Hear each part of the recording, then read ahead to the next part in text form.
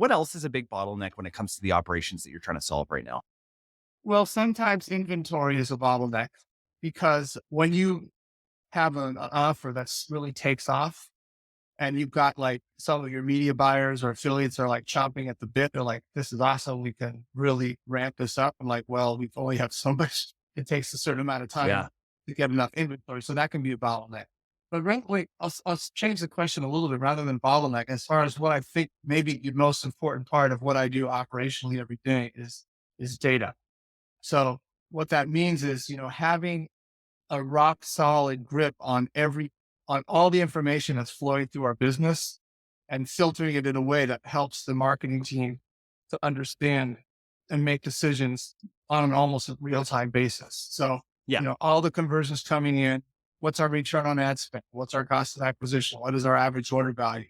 And across multiple offers and across multiple media channels, having that information at the tip of the finger is probably the most important thing that I do for the success of the business.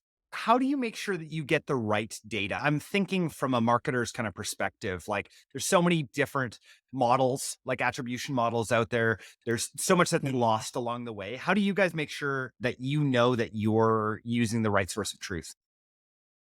We basically use last click attribution. Okay. You just And decided last click is where that's the hill we're going to die because, on.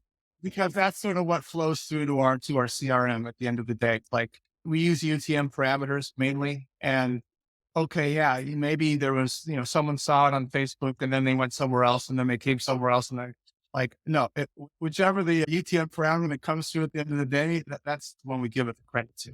We've tried over the years, all of these different service providers to say they can give us perfect attribution. I think Yeah. Wicked Reports was one and there's been others over time.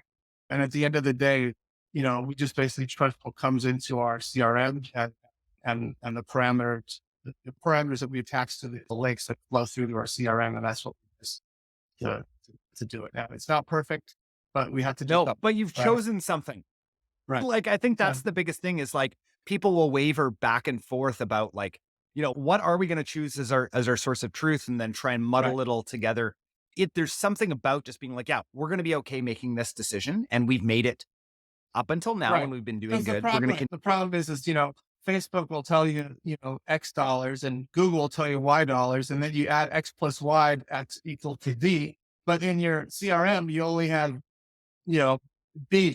It doesn't totally. add Where's up. all So that extra money? Where right, did all that exactly extra right. revenue So go? so so it's all theoretical until you get to, what's in your CRM and what's showing up in the bank. Right. Yeah. And Yeah. so that's just sort of the way we've decided to do it. Stephen, what's one thing that you believe that most people don't?